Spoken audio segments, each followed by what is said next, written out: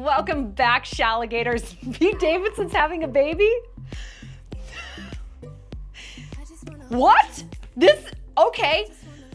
Let's talk today about the pipeline from fuckboy to fatherhood. This was one of your girls' suggestions, and truly, it's brilliant. I can't even take credit for this alliteration. It is all you.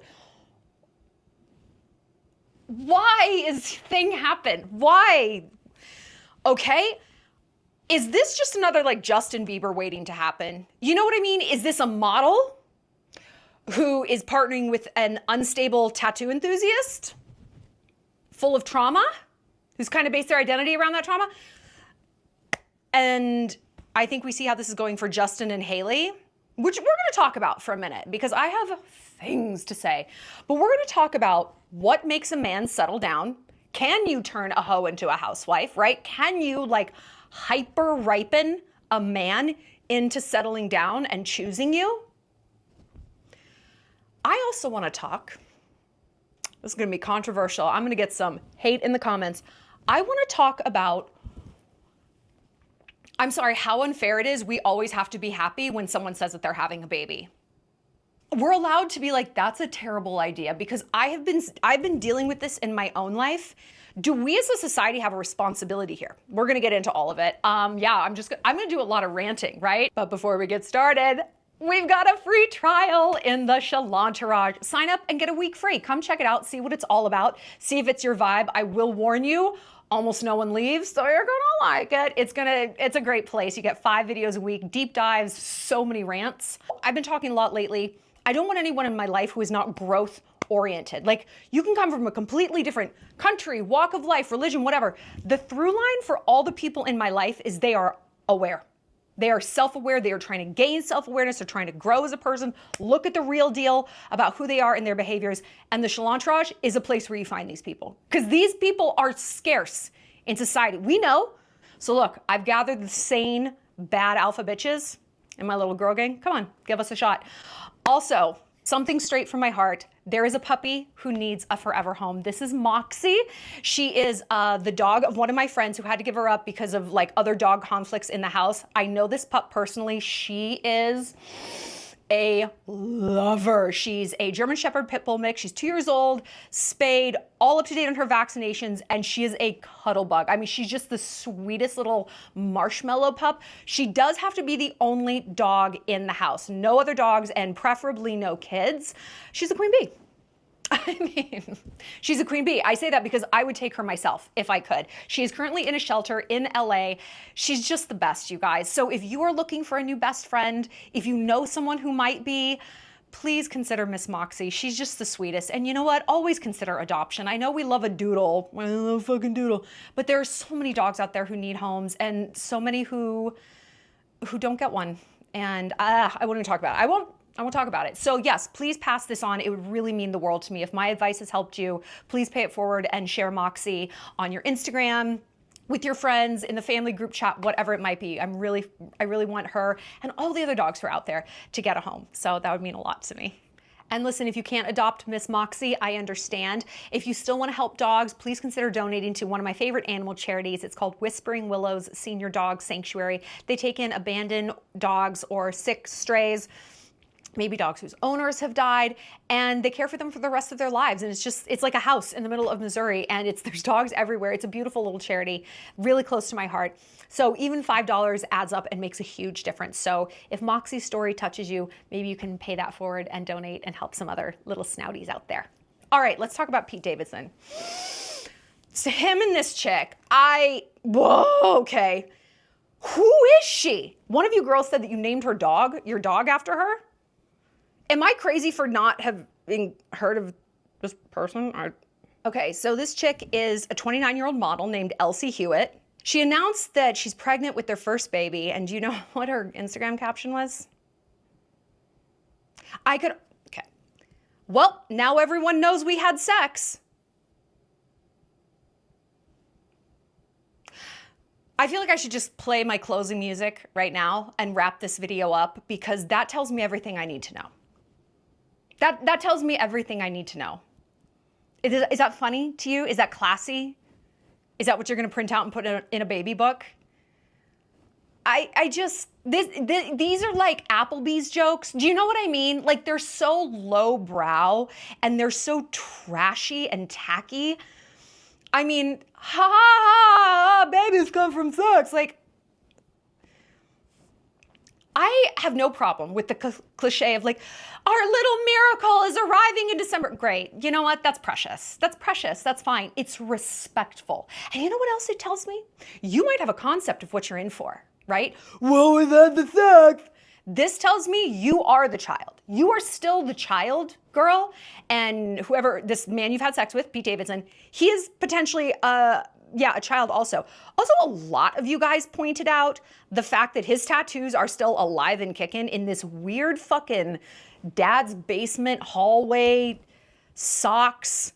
She's got no bra on, which it's like, are you trying to look sexy? Are you trying to look like a mother? Not that these two things are opposite. Moms are obviously sexy, but there's a time and a place for one. Do you know what I mean? It's like, where are you going with this? This also is a big red flag to me. Like, hey girl, you've got your big fake tits out with no bra, hard nips. Like, so are you ready? Are you understanding what it is you're undertaking? Or are you still gonna be the girl who's like clawing onto like, I'm a fun mom. Like, are you gonna be that girl? And I'm probably sounding nitpicky, but I believe in signs. And you know, I'm usually pretty good at this. The thing that's worrisome to me is that they were first linked in March. What is the month? Oh, it's July. I'm honestly surprised he does not have kids already because he's so like intense and manic. And I can see him just being like, let's make a baby. It's gonna be so fun. And then it's gonna be like this thing we did because we had sex. Like I just get that sense because he's an overwhelming kind of person, right? That is a hallmark of his personality disorder, which is borderline personality disorder, right? It's come on real strong. And I don't know if you've ever dated a guy who's like, let's make a baby. I don't want babies. And yet when a man said that to me, I'm like, it's like primal. It is primal. It does something to you. And you're like, really? And there's this pick me element to it. It's like, you want to impregnate me? Oh, like men are so picky. But you feel that. You feel that in the moment. And when you start like fantasy building and we could live here and I could take him for walks and I could teach him this and da-da-da-da. It's a powerful thing. And I'm really surprised he has not knocked up almost anyone he's dated. I'm very surprised. Because celebrities also kind of live in a fantasy world. So for him to just build an addition in that fantasy world, yeah, I mean, that makes sense to me. Oh my God, she dated Benny Blanco. You guys, I just saw him, actually. I was home, I'm from Newport Beach, California, and I saw him. I was driving away from a facial. My mom was driving. I was like, stop the car. I think that's Benny Blanco. She's like, what? He's this big. I mean, that was Benny Blanco. And he was talking to his friend. He was like standing at the driver's side door, like the guy was in the car and he was talking to his friend who's driving this like vintage Ford truck. And then Benny gets in like a 1989 Ford Explorer, like a just ratty car, and not like a cool souped up vintage one, just like one that maybe you'd see left in a parking lot for months. It was so weird. What if he's actually broke? What if he's actually broke? And this was him. Like, this was 100% him. I made my mom drive around because I'm like, I want to know. I always like to see how big or small people are. Like, are they tall? Are they fat? How big are their boobs? Like, that's what I'm always looking for. He is short and not attractive. He just like, just watching his mannerisms for like 30 seconds, homeboy reads gay. I'm not saying he is, but like, I don't want to show up to the party with the guy who people are like, is he gay? I don't know. I'll be single. That's fine. I'm not single, but I would be single versus maybe dating the potential gay one. So Pete is apparently hype about this. He had told Kevin Hart a few years ago, I'm definitely a family guy. My favorite thing ever, which I've yet to achieve, is I want to have a kid. That's like my dream. I know it's super corny, but it'd be so fun to dress up a little dude. I will bet you my house and my life savings that he names this child Vape. And if it's a girl, he'll name it Shallon. It's my name, first of all. It's my fucking name. Or Bronx, which I guess isn't even weird anymore. I remember when Pete Wentz named his son Bronx, the whole world was like, what? And now it's like, oh yeah, that's normal. It's not a cool borough, okay? It's not like naming a kid Chappaquiddick. It's at least really cool and pretty there. Bronx, it's dangerous. There's even different categories of obesity. There's like standard categories of obesity, like category 1, 2, 3, like super fat 3. And then there's Bronx 1, Bronx 2, Bronx 3. I'm not lying to you. My friend was a doctor there. It's crazy. Don't go. So this is, okay, we gotta talk about, first and foremost, yes, this rant I must engage in where we always have to be happy for someone having a baby, right? We always have to be happy. That's the thing. Oh my God, congratulations! We have to lionize someone's fertility journey. We are never allowed to stop and say, hey, do you think maybe there's a reason you and your husband can't conceive a baby? Do you think there's a reason? What? Excuse me? What? I don't know. I mean, maybe it's your body trying to weed out a disease that you don't know about, something down the line. Maybe that it's you guys have a bad fucking relationship. You have a bad relationship and you stress each other out and your body is like shutting down the bridges and tunnels and not allowing this to happen. I just feel like if you want something in this world, just name something that is not a baby, anything. I want a TV show. I want a best-selling book. I want giant tits. Like, you say that out in the world and you will hear opinions to the contrary. Oh no, you don't want giant tits. No, you're too old to get your boobs done anyway. Like, no, you don't want that. Ew, you'd want to be on a TV show? Oh, I feel like you'd have to be crazy to do that. Like, why would you want that? Oh, sweetie, you're not going to be a bestseller. I mean, that's so cute, but like, she's not going to be a bestseller. But if you say, I want a baby, oh my God. Well, of course. My giant tits, whatever book I write, a potential new show, doesn't impact the world the way another human on this planet does. And yet, we all just have to be like, well, okay. We can never say something like, with your amount of credit card debt, I don't think you should have a baby. With your shit-ass relationship with this man, you've known each other since March. Girl, you are morbidly obese. No. You need to get your body in order and you need to untangle the mindset that created that body before you have any right to bring a child into this world and raise them. You don't know what you're doing in your life. With only yourself to look after, you have absolutely no right and so much arrogance to think you should bring another life into this world right now. Sort yourself out first. Try it. Try saying that. And I was talking to my boyfriend about this. Hi, Goosey.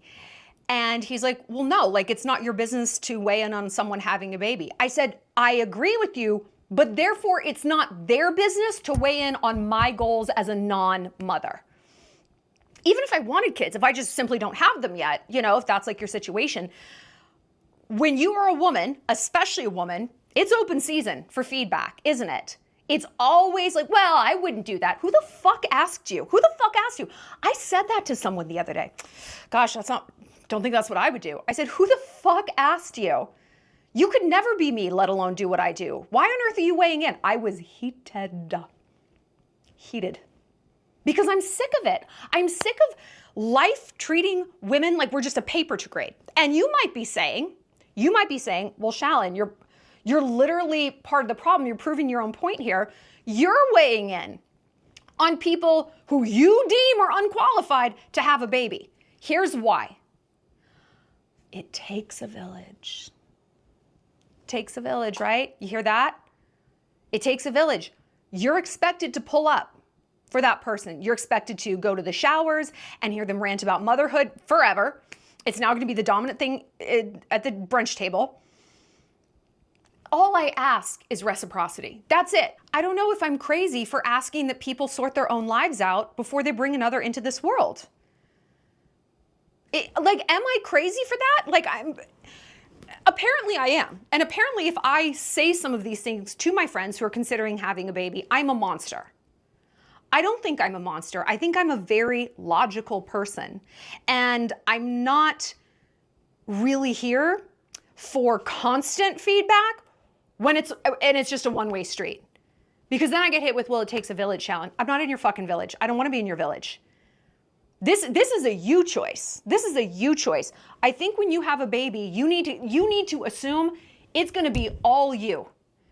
And that there might not be a village. And if it is, it's like your mom, maybe your sister, hopefully the guy who impregnated you, but hey, it's named Vape.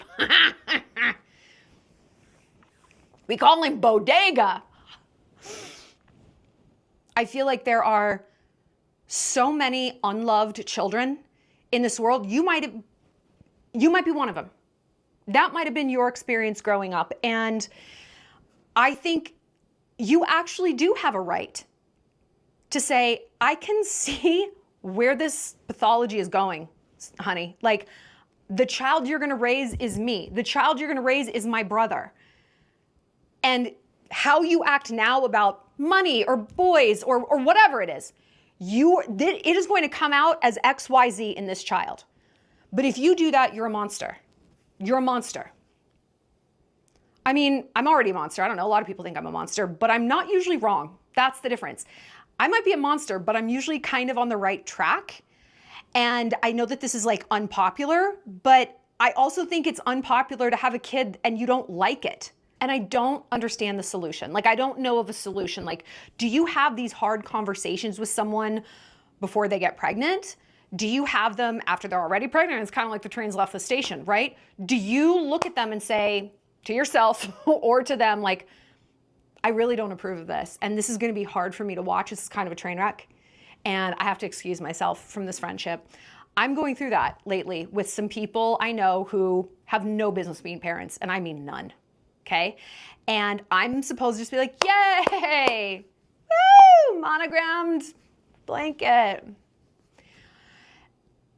I don't want to do that. And you feel like a monster for backing away from someone in like their hour of need as a new parent. But I just don't know that it's realistic and we should have the burden of constantly yay saying someone's bad choices. I think what it comes down to is buying into someone's delusion. We've been talking about this in the Shallon Traj a lot, that delusional people, and we all know them, right? They're dreamers. They're like fantasy land. Like every 5 months there's a new business they want to start. Let's have a baby. We just met. I'm sure it's going to be fine.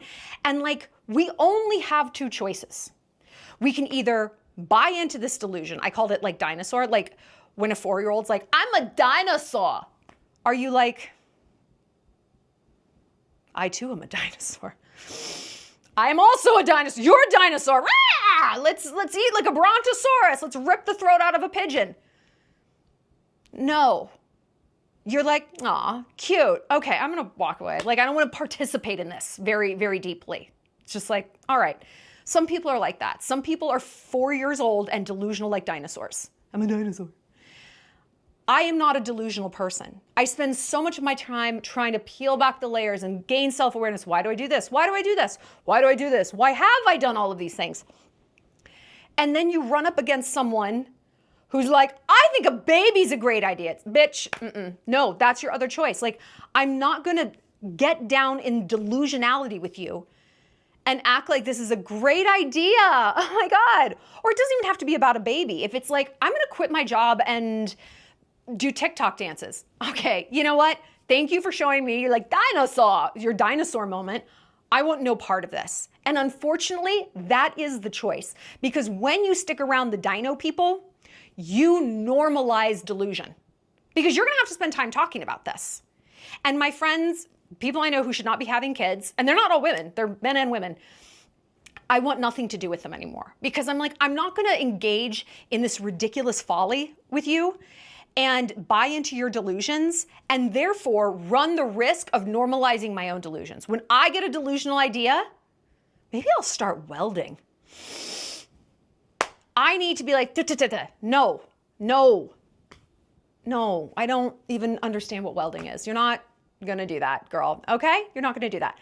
I need to always live in the land of reality. I curate an environment for you here that is reality. I am not a delusional person. I am dragging all of us out of delusion and into a higher level of being.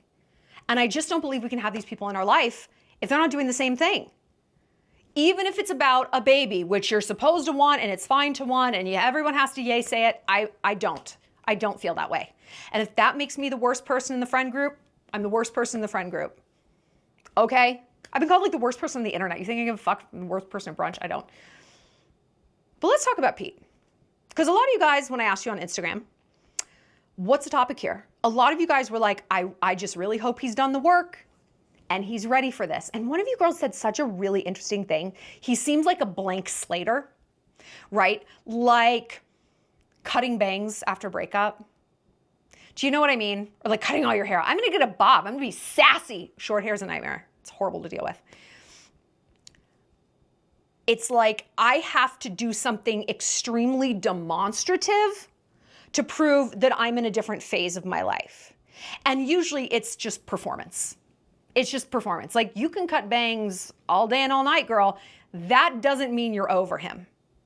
You can get a tattoo saying faith, belief, like Demi Lovato. Remember every time she claimed to be sober, she'd go out and get like 10 new tattoos about it. But she wasn't doing the actual work. It was performance. Because it's like, well, if I can see it, then it's real. No. It has to come from inside. And usually, we know about confidence. Confidence is quiet. Real change might not be visible to anyone, but like your very, very, very inner circle. And even then, they might miss it. I've changed so much over the last year and a half. Maybe you guys can see it. I know in the Shallon you can. But just outwardly, maybe not. And it's maybe not a matter of me doing all these things differently. It might be a matter of what you're not doing. The fights you're not participating in, right? The midnight text you're not sending. The ex you're not giving another chance to. The frenemy who you don't invite. Like it could be the promises you're keeping, if that makes sense. And so I do look at Pete and I'm like, yeah, maybe he's done the work. I think I'm a lot smarter than Pete Davidson. He's very smart because he's a comedian. You have to be really smart to be that observant, for sure. But I think I'm more emotionally intelligent and I haven't grown that much. In the same amount of time he's allegedly been growing, let's say it's like 9 months, a year, whatever, right? He's never been single for more than, 2 or 3 months. That right there. When you are healthy and you're like, I am pouring back into myself, I'm removing my tattoos, I'm going to rehab, I'm getting my mental health sorted out. What any of those people are gonna tell you, tattoo artists and laser person included, is gonna be something like, just focus on you. Don't get into another relationship. You can't be half of a whole if you don't know which half you are. And you can't come into a relationship as a fractured version of you because they're not actually 50-50. They're 100-100. So the fact that he's jumping in headfirst into this like instant family tells me, this feels like some performance. It feels like the tail's gonna wag the dog. Baby to save the marriage. That kind of vibe. Not that it's the baby to save the marriage, but in that I know this will grow us up. This will make us grow up. No child should be brought into this world with an agenda attached to it. And you might be one of those kids. You might be like, I know, I was the baby to save the marriage. I was the baby who was gonna keep my mom like on the straight and narrow, right? So she doesn't spin out. I was gonna give my brother someone to play with. I had an agenda. I was gonna make my family proud. I was gonna do what my previous generations couldn't. Fucks you up. It fucks you up. I get it. 100%. But let's say this is true, that he's just ready to settle down with little bodega. How? We all know the nightmare of breaking up with someone and it's some conversation like, I'm just not ready, or they might not even be telling you that. They might not even be respectful. You are gleaning. They're just not ready, right? It's not me, it's them, it's where they are. And then the next thing you see, sorry, you're having a what? You're getting married? It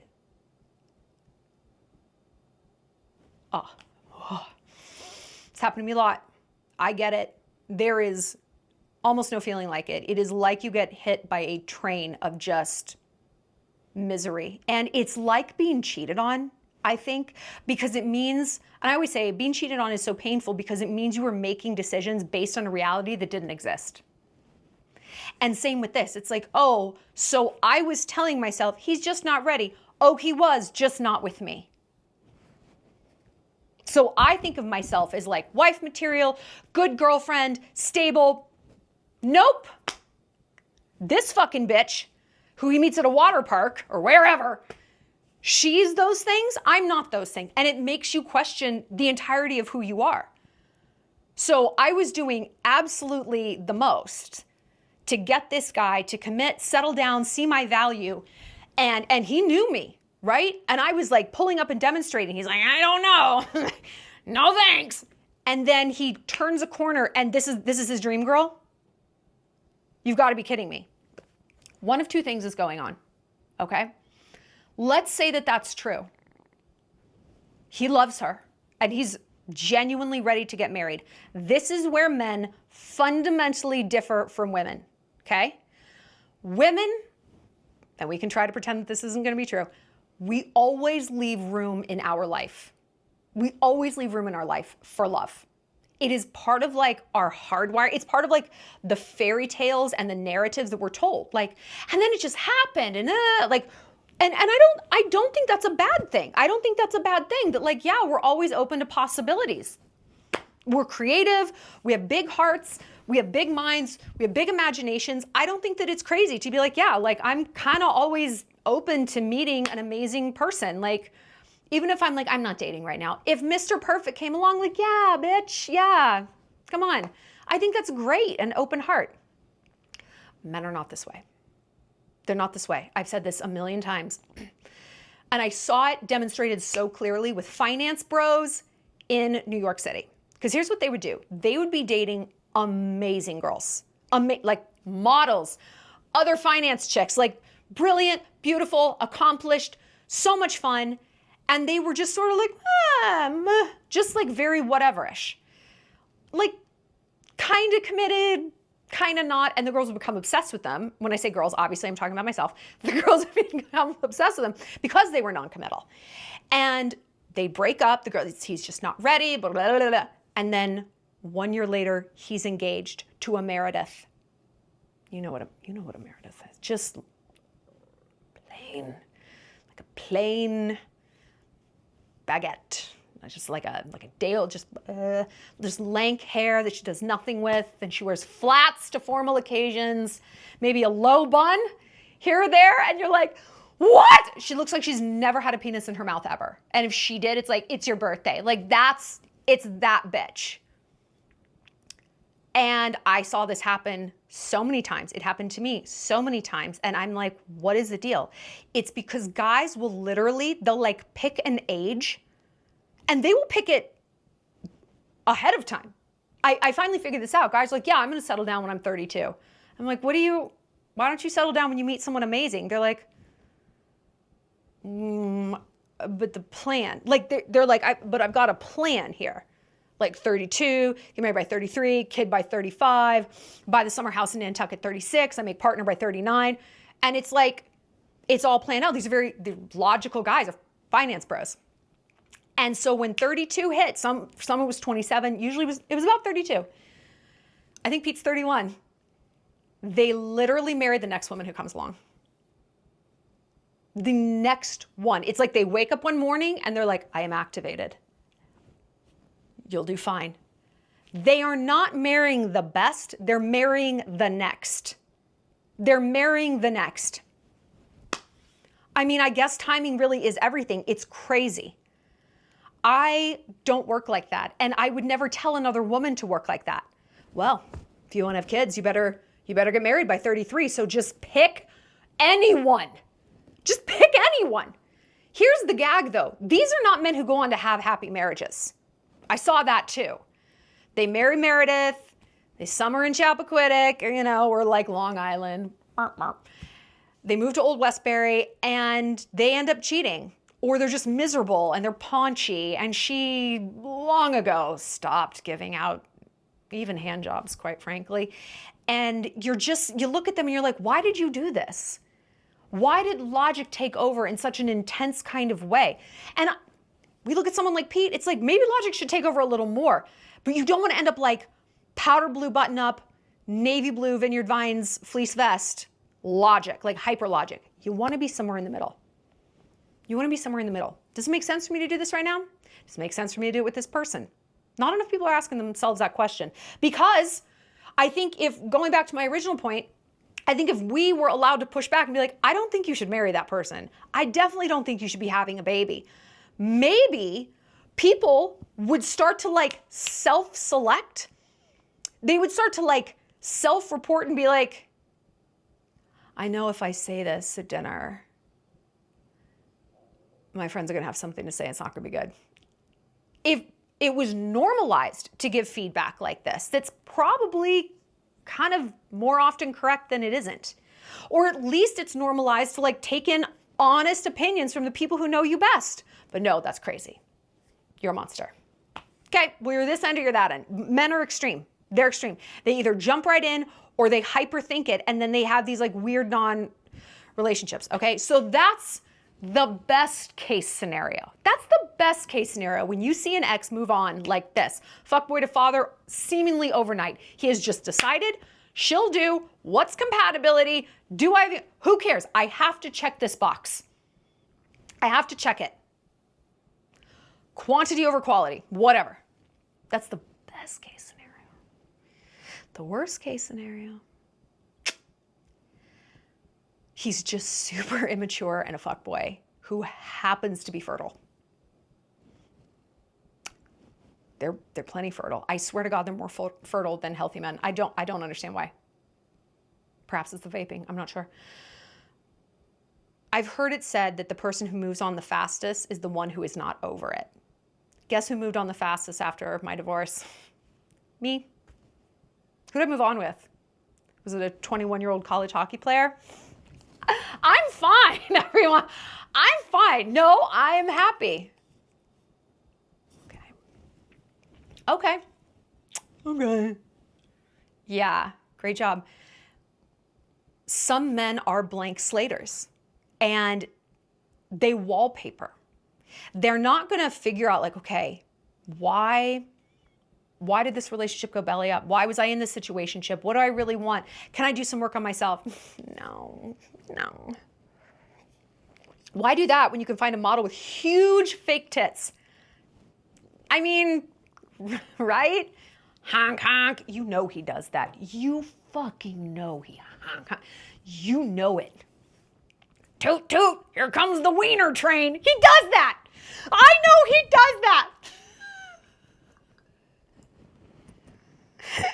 All aboard the express to Butthole Station.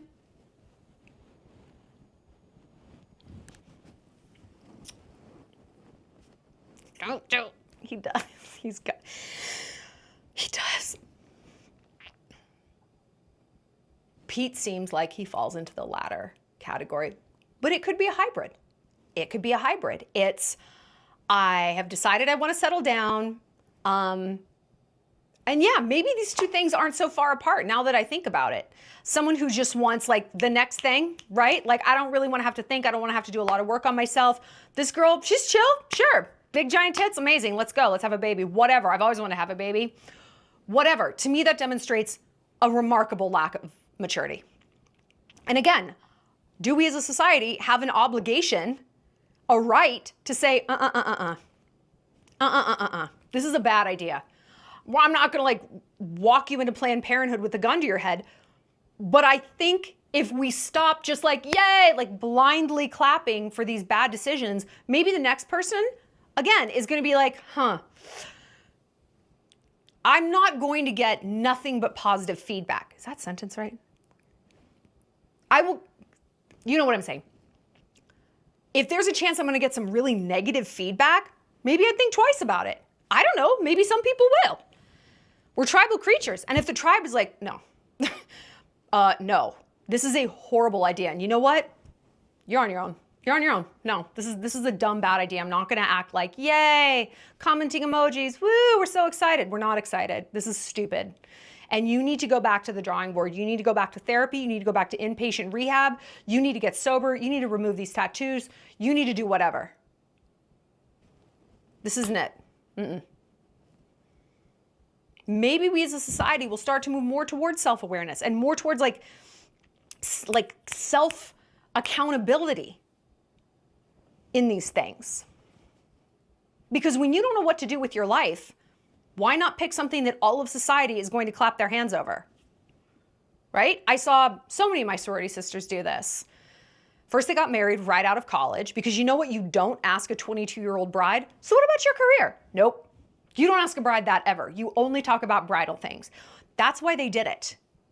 Not everyone who gets married young, certainly, but these girls, yeah. They just panicked about being in the real world. They picked the next, they finance broed. They picked the next guy who came along, or maybe the guy who was already there. Then comes babies, and they never really had to sort out, what's my dream? Who am I? What do I want out of this life? Am I truly compatible with this guy? I don't know. Our brains haven't finished forming yet. Maybe we should pump the brakes. No, because all of society is like, oh my God, a bride. Oh my God, a baby. Ah. So when you don't know what to do, you're going to gravitate towards the path of least resistance. And unfortunately, or fortunately, depending on how you look at it, in this world for women, that is marriage and that is a baby. That's marriage and that's a baby. And my life, baby-free, is fantastic. It's fantastic. Truly the only difficulty is people being like, oh, it's probably not fantastic. Okay, for a lot of people, no, this isn't their path, and I would never tell somebody, don't have kids. It's a great path for me. It's great. But it is difficult knowing society is always looking at you like, through narrowed eyes because you're not doing your duty. And when the going gets tough, yeah, you think, I don't know, maybe I just have a baby. It seems like a solution. But we are not so weak-minded. We are allowed to stop and be like, you know what? It's an option. And if that ends up being what my heart truly wants, great. But let's look at things, let's look at other things. Let's look at maybe cutting some bangs, maybe going to live in Spain for a year, maybe joining finance, maybe running away from finance. We are allowed to take that pause and truly do some introspection. And if you are looking to see that introspection in most other people you know, you are not going to find it. Because people aren't us. They're not. Like we said, 93% of people do not demonstrate self-awareness, which means they can look at themselves and say, I am part of the problem. I am the problem. The call's coming from inside the house. I'm responsible for my own outcomes. I am not a victim in this life. I can change my life. My life outcomes are on me. Nope, they can't do it. Like they can't do it. So when we find people who we vibe with, who can have these deeper conversations, we gotta stick with them. We gotta stick with them.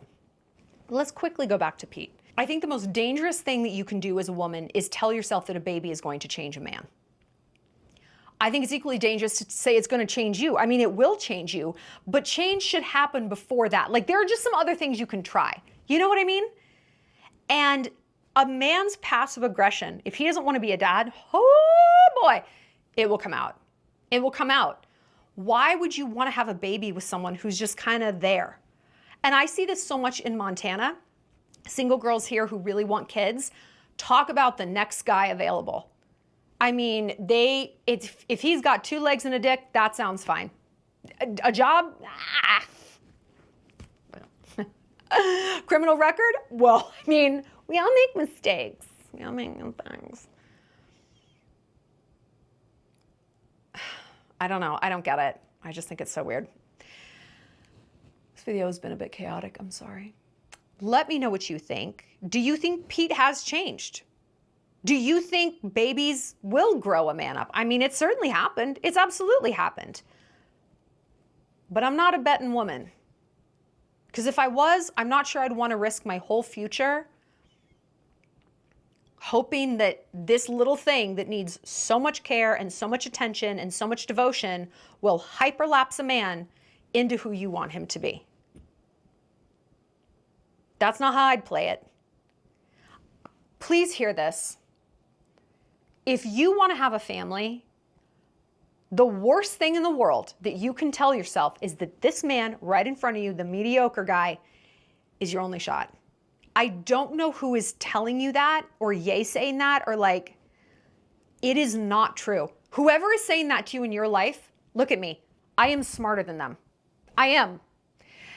And you need to not believe them. You need to believe me, okay? You can do better than this man who's like, ugh. He's maybe a little chaotic, or maybe he wants a baby, but he's bringing fucking nothing to the table, okay? Nothing, like vibes?